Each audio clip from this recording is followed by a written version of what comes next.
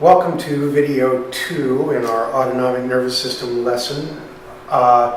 In this video I'm going to talk a little bit about receptors and very generally about how they work. And then we're going to go through a specific example of an autonomic response involving, you guessed it, the heart. It will be the Baroreflex. By the time we are done with you, you will know it like the back of your hand, all right? Because we're going to go over it over and over again because it is extremely important in cardiovascular physiology and cardiovascular medicine. All right, let's talk receptors first. Here's a general scheme for how receptors operate. You get some sort of a stimulus, a physical stimulus.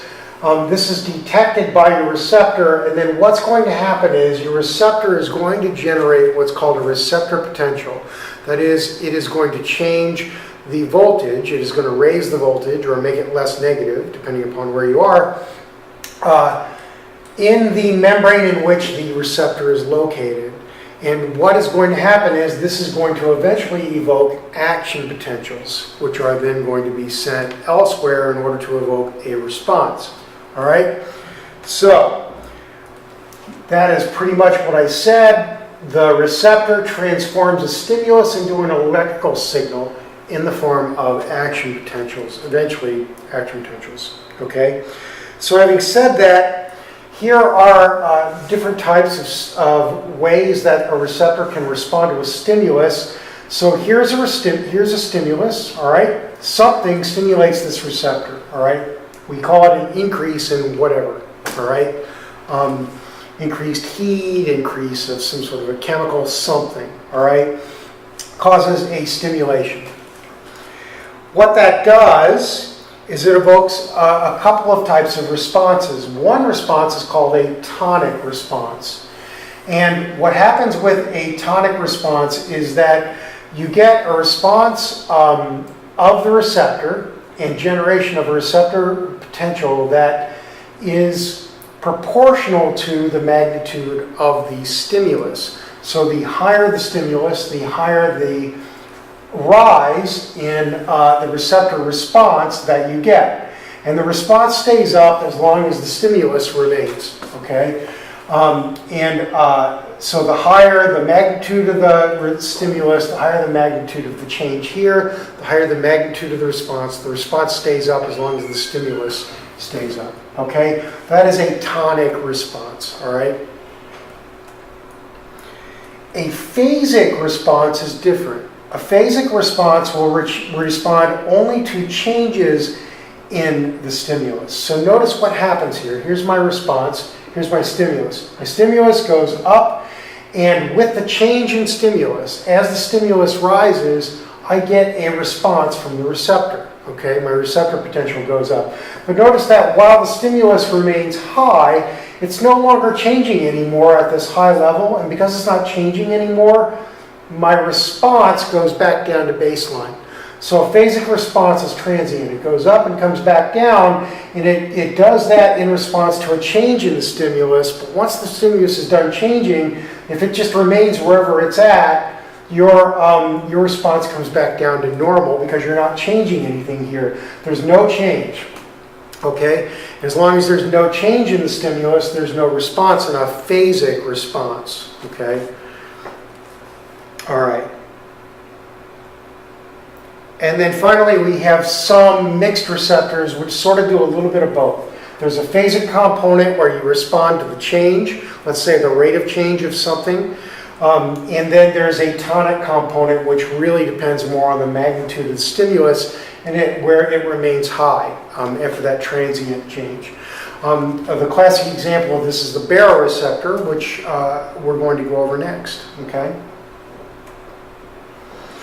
All right. And then finally, your receptor is evoking a receptor potential. This ultimately results in the firing of action potentials. Now these are not action potentials, these are receptor potentials. Action potentials go up and come back down. They're very stereotypical and they're all or none. This will change in magnitude with the magnitude of this. In the case of the tonic response, That does not happen with action potentials. They just go up, they come back down, and they all look the same. Because the magnitude doesn't change, what happens is the intensity of your response in your target organ depends upon the frequency of the action potentials that it receives. Okay? So this and this, they're going to generate action potentials. And the more action potentials are generated, that is, the more frequency there is, the higher the response will be in the target organ. All right? So, some different kinds of receptors. Mechanoreceptors, baroreceptors are a classic example. We'll talk about that in a minute. Chemoreceptors respond to various molecules in the blood, or et cetera, et cetera. Thermoreceptors detect heat, changes in temperature. Osmoreceptors detect changes in osmolarity. For instance, classically, you have osmoreceptors in your hypothalamus, and they respond to changes in blood osmolarity. Okay, talk quite a bit more about that in the renal section of the curriculum. All right, so let's talk about a classic autonomic response, and in my opinion, this is the classic autonomic response. It is the baroreflex. It is the response of the cardiovascular system to a change in mean arterial pressure. Your body wants to keep mean arterial pressure as constant as possible. On some level, it is recognized that without high blood pressure in the arteries, blood flow will stop everywhere. And so your body wants to keep blood pressure high. And generally speaking, when you measure someone's blood pressure, if it's low, that's a pretty bad sign, depending upon what's causing it, because there's usually some disease present if it's dropped too low, okay, out of the normal range. We start with a change in blood pressure, and in this figure we're going to start with an increase in blood pressure. Okay, blood pressure goes up for some reason. Okay, the pressure is detected at your carotids by baroreceptors, which respond to the stretch of the walls of the carotid induced by the increased pressure. Okay, so these are stretch receptors. All right. They generate receptor potentials, which ultimately generate action potentials in the sinus nerve. Okay, the sinus nerve is the one that goes to your brain. It picks up the output from the baroreceptors. The more action potentials are generated, the higher the blood pressure. Okay, so your brain is receiving these action potentials, and the more action potentials per second it receives, it knows the higher the blood pressure is. Okay. So let's take a look at our baroreceptors here. I said that they were mixed receptors. That is because they respond both to the change in magnitude of the mean arterial pressure, which you see here, and to the upward and downward stroke of the pressure during systole and then diastole. Okay. As you can see here, the output is measured as discharge frequency. So this is action potential discharge in the sinus nerve. Okay, we're at low pressure, so we don't have very many action potentials here. And then, as the blood pressure goes up, we get more action potentials per second. Notice that the magnitude of these action potentials is the same. We just have a lot more of them, and that's how your brain knows blood pressure went up. The more action potentials it sees per second, the more it knows it went up. Okay? And the reason we call this a mixed receptor is because your action potential frequency will actually vary with the rate of change in pressure as well. So the faster the upstroke, the more action potentials you see. Okay? And similarly, the faster the downstroke, the more action potentials you will see. So this is a phasic as well as a tonic response. So therefore, it is a mixed receptor. Okay? All right.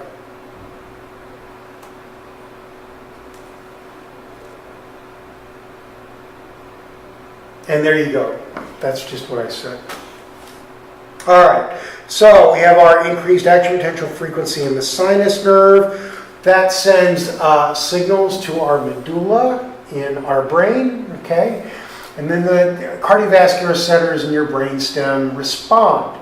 And they respond to the increased blood pressure by doing two things. Okay? We have the sympathetic response, where we get a decrease in the number of action potentials and a decrease in sympathetic output, that is a decrease in sympathetic tone, to both the blood vessels and the heart. Okay? So remember, the effect of the sympathetic nervous system is to, we'll talk about it in a second if you don't, constrict blood, the arterioles. Okay? And so if you decrease sympathetic tone, your arterioles dilate, and at the same time, your arterioles dilate. At the same time, you will decrease heart rate, and that is because of both a decrease in sympathetic output to the SA node, to the heart, and an increase in parasympathetic output, or an increase in parasympathetic tone. Both of these, the decrease here and the increase here, contribute to increased heart rate. Okay? You also get changes in contractility. They both contribute to changes in contractility in the atria. Okay? The decrease in sympathetic and the increase in parasympathetic.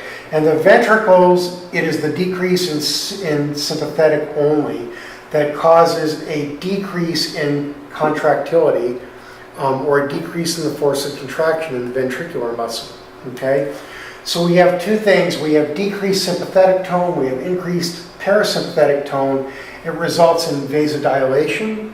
It results in decreased contractility in the ventricle and in the atrium, and it results in a decreased heart rate. Okay? And vasodilation means decreased total peripheral resistance. That means decreased mean arterial pressure. A decreased heart rate means decreased cardiac output, and decreased stroke volume, that is decreased contractility leading to a tendency to decrease stroke volume, also leads to decreased cardiac output. Decreased cardiac output leads to decreased mean arterial pressure. That should be an equal sign. Okay? Okay. All right. That's all I've got for this video. In the next series of videos, we'll talk about some specific examples of how the autonomic nervous system works on some very important tissues throughout the body. Thank you for your attention.